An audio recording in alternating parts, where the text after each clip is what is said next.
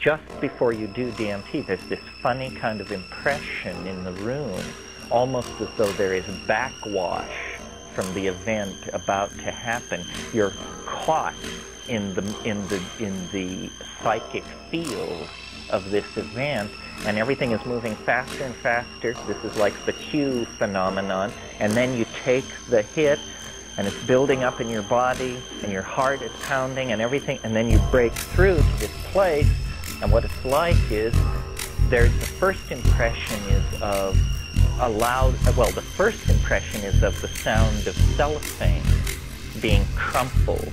That crackling sound, as if someone had just taken a bread wrapper. Yeah. Crackle that cellophane for us. It sounds like your body has just been wadded up and thrown into a corner, and now you're a radio signal, approximately 4 light seconds in diameter, spreading out through an alien universe. And the next impression is of a cheer.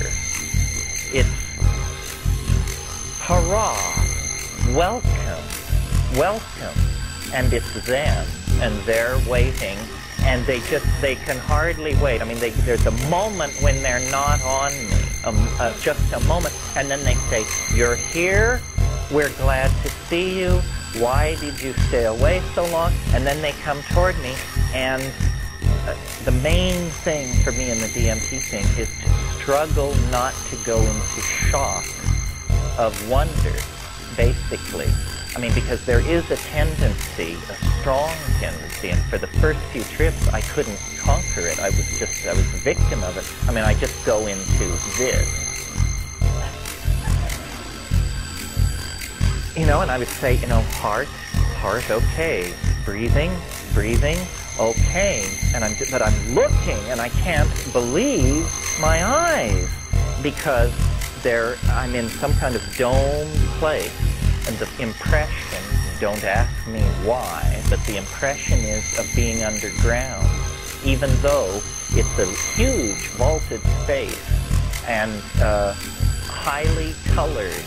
And then, but what is, of course, riveting my attention are these beings. And they're small, and they're like, I've described them as machine elves. They seem partially machine-like and partially elf-like. Yeah, no, they are not so mundane as that. They don't have a fixed body outline. And in fact, that's one of the things that's going on in this space that's so baffling. They come toward you, they're singing in this alien language, which you somehow understand. It cannot be translated into English, but you understand it in that moment. And what they're doing is they are using their voices to produce objects. And so song becomes thing. And there are dozens of these things, and they're coming closer and closer, and the songs they sing condense into objects, and the objects themselves can sing. And these things come, and they're saying, look, look, and they're holding this stuff out to you, and you look at it, and you're fighting wonder, because your entire being is caught up in this can't be happening. And yet they're saying, you know, just look. And what these things are devices, toys, works of art, objects. But whatever they are amazing. And you look into it, and you can't, and they seem to be shifting, even though they're made of metal and glass and gems and pulsing. Everything is migrating and shifting and changing. And they say, look at this one. It's the most astonishing thing you've ever seen. And you just look at it, and they say, look at this one. Look at this one. And they're piling up. And these things are coming towards you, and then they jump through you. They can pass through your body. And they're running around chirping and singing and making these objects. And what they're doing is they are saying, do what we are doing. Do what we are doing. I just want to go back to New York. Say, later for that. And the implication is, and this is the mystery of my life, I'm teasing it out, trying to understand it, but the implication is, and the promise is, that ahead of us in time, 6 months, 50,000 years, is a visible linguistic channel of communication. That the thin channel of audio communication composed of small mouth noises is just a provisional kind of communication. And what is being proposed in this state is a true telepathy. Now, we always thought, or I always thought, that telepathy means you think, I hear what you're thinking. What it actually turns out to be is you speak, I see what you mean. And I don't mean that metaphorically, I mean I see what you mean. So that your linguistic intentionality condenses as a three-dimensional object in front of us, a sculptural modality. So then we both see what you mean.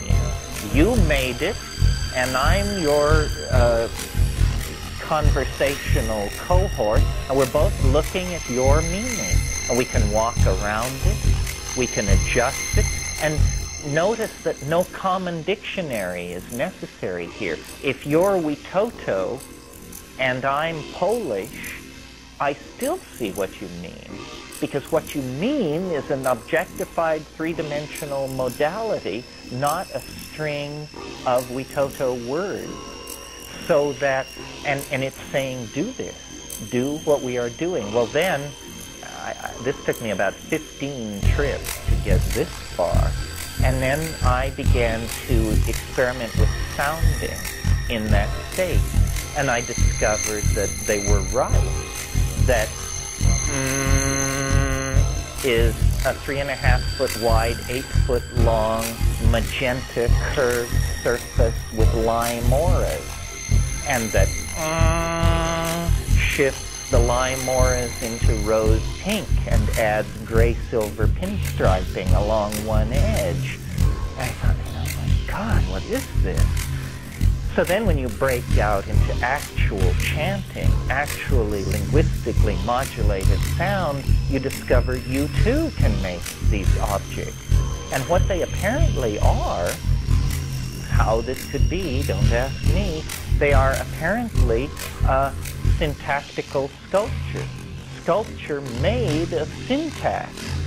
Syntax suddenly becomes not the rules that govern spoken languages, but the rules that govern the assembly of three-dimensional thought objects. And as though words were the shadow of hyperdimensional intention that can actually be broken through to.